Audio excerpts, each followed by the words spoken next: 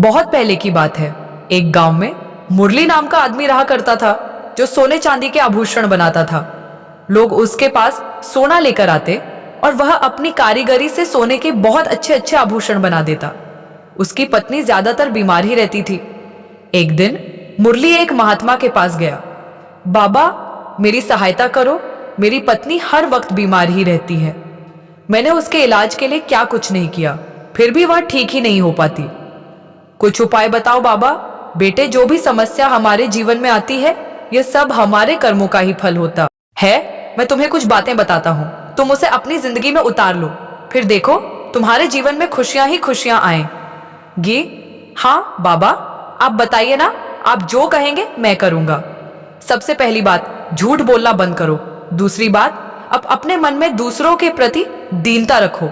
जितना हो सके उतना दूसरों की सहायता करो। बाबा, मैं तो सोने के आभूषण बनाता हूँ। इस व्यवसाय में मुझे लोगों से झूठ बोलना पड़ता है, क्योंकि मैं सोने में मिलावट करता हूँ और मिलावट मुझे करनी ही पड़ती है। मैं एक काम करता हूँ बाबा, मैं सोने के आभूषण बनाना ही बंद कर दूंगा। अब से मैं चांदी के भूषण बनाया करूंगा, फिर मुझे झूठ बोलने की कोई जरूरत ही नहीं पड़ेगी। और रही दीनता की बात, मुझसे जितना बन पड़ेगा मैं सेवा करूंगा और बहुत कम पैसों में लोगों को चांदी के आभूषण बनाकर दूंगा। बस मेरी कही हुई बात कभी भूलना मत, तुम्हारा कल्याण ही कल्याण होगा। उस दिन के बाद से मुरली का मन भगवान की भक्ति में लगने लगा। जहां कहीं भी कोई संत दिख जाता, वह प्रेम पूर्वक उन्हें अपने घर लाकर भोजन कराता। वह गरीब लोगों की मदद करने लगा। जहां कहीं भी भंडारा होता, वह उसमें आर्थिक रूप से सहायता भी करता। इस वजह से गांव में उसकी बहुत तारीफ होने लगी। लेकिन उसके स्वभाव के कारण गांव के कुछ लोग उससे जलने लगे, क्योंकि उसने कुछ लोगों के साथ उठना बैठना कम कर दिया था। समय बीतता गया। मुरली की पत्नी सरला अब पूरी तरह से ठीक हो गई थी। इसके बाद से मुरली भगवान को और भी अधिक मानने लगा। अरे मुरली, कहाँ जा रहे हो भाई? इधर तो आओ। आजकल तो तुम हमारे साथ बैठते ही नहीं। अरे, ये तो बड़ा आदमी बन चुका है ना, हमारे साथ क्यों बैठेगा? अब तो बहुत बड़ा भक्त हो गया है। ये तो लोगों की मदद करता फिरता है। इसे लोगों की मदद करने से फुर्सत होगी, तब तो ना हमारे साथ बैठेगा। भाई, ऐसी कोई बात नहीं है, बोलो ना। तुम्हें कुछ काम था? मेरी पत्नी को एक शादी में जाना है, तो उसके लिए गहने बनाने हैं। क्या तुम गहने बनाकर परसों तक दे दोगे? क्षमा करना भाई, मैंने सोने के गहने बनाना छोड़ दिया है। अब मैं सोने के गहने नहीं बनाता। चांदी के बनवाना हो तो मैं बना दूंगा, लेकिन मैं सोने के आभूषण नहीं बनाऊंगा। किसी और से बना लो। अच्छा ठीक है भाई, मैं किसी और से बनवा लूंगा। देखा तुमने इसको, कितनी अकड़ आ गई है। ये गांव के लोग भी इसे सर पर चढ़ा रहे हैं। किसी को कोई मदद की जरूरत पड़ती है तो ये सबसे आगे रहता है। और आजकल तो इसने आभूषण बनाना भी छोड़ दिया, सीधा मेरे मुंह पर ना करके चला गया। इसे तो सबक सिखाना पड़ेगा। अरे भाई, हमारे पूरे गांव में इसके जैसे सुंदर आभूषण कोई नहीं बनाता। इसे इस बात की अकड़ है, इसीलिए ले जानबूझकर मना कर रहा है। सुना है आजकल बहुत भजन कीर्तन करने लगा है, बहुत पंडित बना फिरता है। इसे किसी दिन जरूर सबक सिखाएंगे। सालों बीत जाते हैं। मुरली के गांव के राजा के बेटे की शादी तय हो जाती है और उसे अपनी बहू के लिए गहने बनवाने होते हैं। राजा तमाम अच्छे अच्छे कारीगरों को बुलाता है। जब गांव के लोगों को यह बात पता चलती है, तो कुछ लोग जो मुरली से जलते थे, जानबूझकर राजा के पास जाते हैं। महाराज की जय हो। महाराज, हमारे गांव में मुरली सबसे अच्छा कारीगर है। मुरली जैसे आभूषण कोई बना ही नहीं सकता। मुझे लगता है आपको आभूषण बनाने के लिए मुरली जैसा कोई और नहीं मिलेगा। आपको यह काम मुरली को ही देना चाहिए। अच्छा, मुरली कहाँ है? तुम्हारे साथ नहीं आया? हम उससे एक बार जरूर बात करना चाहेंगे। महाराज, मुरली ने ही हमें आपके पास भेजा है। वह पड़ोस के गांव में आभूषण देने के लिए गया है। आप नहीं जानते महाराज, वह आभूषण बनाने में बहुत माहिर है। दूर दूर के गांवों के आभूषण वही बनाकर देता है। अच्छा ठीक है, तुम इतनी तारीफ कर रहे हो तो मुरली जरूर बहुत अच्छा कारीगर होगा। तो तय रहा, अब मेरी बहू के आभूषण मुरली ही बनाएगा और कोई नहीं। और बाहर जाकर आपस में बातें करने लगते हैं। यह हुई ना बात, अब आएगा मजा। मुरली ने तो सालों पहले ही आभूषण बनाना छोड़ दिया था। अब तो वह कारीगरी भी भूल चुका होगा। अगर उसने अब राजा को मना किया तो राजा उसे सीधा सूली पर चढ़ा देंगे। बड़ा पंडित बना फिरता है, ना अकड़ के साथ घूमता है। इसके साथ ऐसा ही होना चाहिए। अब मुरली की खैर नहीं, राजा मुरली का 2 दिन तक इंतजार करता है, लेकिन मुरली दरबार में नहीं आता। फिर राजा अपने सिपाहियों को मुरली के घर भेजता है। अरे मुरली, कहाँ हो? बाहर निकलो। कौन है भाई? क्या चाहिए? हम राज दरबार से आए हैं। राजा ने तुम्हें तुरंत बुलाया है। लेकिन क्यों? मैंने तो कुछ नहीं किया, और राजा को भला मुझसे क्या काम पड़ा? हम कुछ नहीं जानते, तुम्हें अभी बुलाया है, जल्दी चलो। जब राजा का संदेश मिलता है तो मुरली राजा के पास जाता है। अरे मुरली, तुम्हें मैंने गहने बनवाने का काम सौंपा था ना? 2 दिन तक तुम कहाँ थे? अब बहुत कम समय बचा है। ठीक 7 दिन बाद शादी है। तुम इतने लापरवाह कैसे हो सकते हो? तुमने ही कहा था कि तुम आभूषण बहुत अच्छे बनाते हो, इसीलिए मैंने किसी और को यह काम नहीं सौंपा। अब देख क्या रहे हो? ये सोना लो और जाओ, जल्दी से काम पर लग जाओ। यह आप क्या कह रहे हैं? महाराज, मेरी तो कुछ समझ में नहीं आ रहा। मैंने आपको कब कहा? मैं तो आभूषण बनाने की कारीगरी भी भूल चुका हूं। मैं तो सालों पहले ही यह काम छोड़ चुका हूं। ये तुम कैसी बातें कर रहे हो? यहां मजाक करने का समय नहीं है। मैं कुछ नहीं जानता। आभूषण तो तुम्हें ही बनाने होंगे। पहले तुमने ही आदमी भेजकर कहा था कि आभूषण तुम बनवाओगा। अब जब समय कम बचा है तो तुम ही मुकर रहे हो। मैं कुछ नहीं सुनना चाहता। मैं कह चुका हूं, आभूषण तुम्हें ही बनाने होंगे। यह लो सोना, और इसे ऐसे आभूषण बनाना जो सबसे सुंदर और आकर्षक लगे। अगर तुमने मना किया और 7 दिन के अंदर आभूषण नहीं बनाए तो तुम जानते नहीं कि मैं तुम्हें सूली पर चढ़ा दूंगा। अब जल्दी से जाओ और काम पर लगो। तुम्हारे पास समय बहुत कम बचा है। लेकिन मुरली कुछ बोल नहीं पाता। वह चुपचाप सोने की पोटली लेकर वहां से आ जाता है। क्या बात है जी? बहुत परेशान लग रहे हो। राजा ने तुम्हें क्यों बुला? या था तुमने क्या किया है? पता नहीं सरला, लेकिन राजा ने मुझे सोना देकर कहा है कि उनकी बहू के लिए आभूषण बनवाने हैं। वह भी 7 दिन के अंदर। कुछ समझ नहीं आ रहा सरला। मैं क्या करूं तो क्या हो गया? आप तो कारीगरी जानते हैं ना, अच्छे से आभूषण बना दीजिए। नहीं बन सकता सर। ला, कितने साल हो गए, मैंने यह काम छोड़ दिया है। अब मैं भूल चुका हूं। अब मुझसे पहले जैसा काम नहीं होगा। फिर अब क्या करें? एक काम करते हैं, आप किसी और का सोना दे दीजिए और उसे आभूषण बनाकर राजा को दे देना।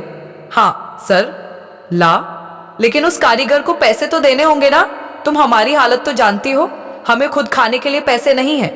मैं उस कारीगर को आभूषण बनाने के लिए पैसे कहां से दूंगा? अब हम क्या करें? पता नहीं सरला। फिर मुरली सोने की पोटली लेकर निकल पड़ता है। आप ये सोने की पोटली लेकर कहां जा रहे हैं? पता नहीं सरला।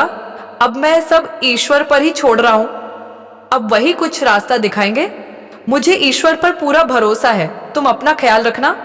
मैं जा रहा हूं, शायद कोई रास्ता मिल जाए।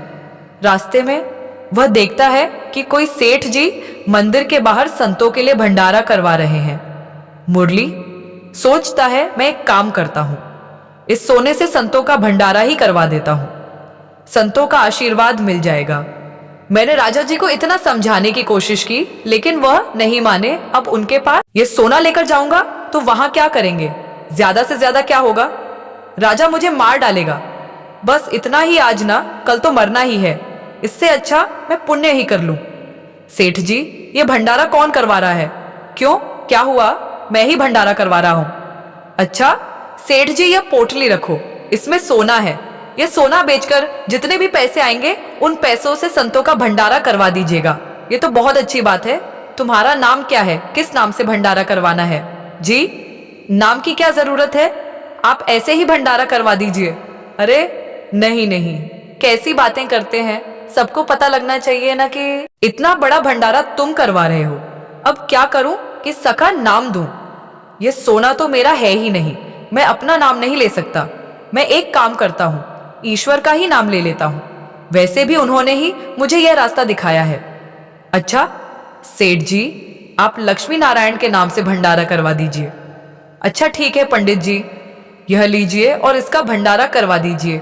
ये किसी लक्ष्मी नारायण ने दिया है। इतना सोना, इसके तो नाम के जय जयकार होने चाहिए। सारे बोलिए, लक्ष्मी नारायण की जय। क्या हुआ, कहने बनवाने के लिए दे दिए क्या? हाँ, सरला, तुम चिंता मत करो, गहने बन रहे हैं। मैंने उस सोने को सही आदमी के हाथ सौंप दिया है। बहुत अच्छी जगह दे आया हूं। अच्छा, तो गहने कब तक बनेंगे? सिर्फ 6 दिन का ही समय बचा है। तुम चिंता मत करो, 6 दिन में गहने बनकर आ जाएंगे। अच्छा, ठीक है।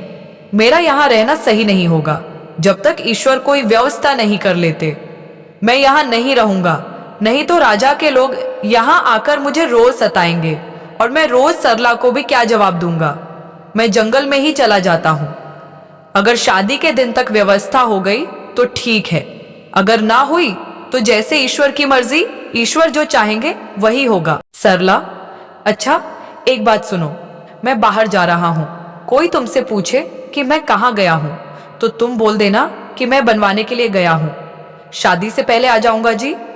अच्छा ठीक है। वह जंगल में चला जाता है और वहां जाकर ईश्वर का भजन कीर्तन करने लगता है। हे ईश्वर, अब आपके सिवा कोई सहारा नहीं। मैं सब कुछ आप पर छोड़ रहा हूँ। कृपा करना भगवान, मेरी लाज रख लेना। शादी के पहले राजा को अपनी बहू के गहने मिल जाने चाहिए। प्रभु, मैंने उस सोने से आपके ही नाम का भंडारा करवा दिया। आपके नाम की लाज रख लेना, वह व्यर्थ ना जा पाए। हे प्रभु, मुझे अपनी चिंता नहीं है, लेकिन घर पर आपकी दूसरी भक्त सरला भी रहती है, उसकी चिंता हो रही है। लाज रख लेना प्रभु। 4 दिन बीत जाते हैं। राजा अपने सिपाहियों से कहता है, यह क्या, मुरली अभी तक नहीं आया? कल बारात जानी है और अभी तक गहने नहीं बने हैं। मुरली के घर जाओ और पता करके आओ कि आखिर क्या हो रहा है। अभी तक गहने क्यों नहीं बने? कुछ लोग मुरली के घर जाते हैं। मुरली कहाँ है? वह अभी तक गहने लेकर क्यों नहीं पहुंचा? कल बारात जानी है, उसे कोई अक्ल है या नहीं? अभी तक उसने गहने क्यों नहीं दिए? जी, वह तो घर पर नहीं है, लेकिन उन्होंने कहा है कि शादी से पहले वह गहने लेकर पहुंच जाएंगे। सिपाही वापस जाकर राजा को यह बात बताते हैं। गांव के कुछ लोग राजा के पास जाकर कहते हैं, महाराज मुरारी बहुत बड़ा धोखेबाज निकला। वह इतना सोना लेकर फरार हो चुका है। अब वह वापस नहीं आने वाला। उसने आपको धोखा दिया है। उसने आपसे सोना निकलवाने के लिए ही यह सब किया था। इतना सोना देखकर उसके मन में लालच आ गया होगा और वह सोना लेकर भाग गया।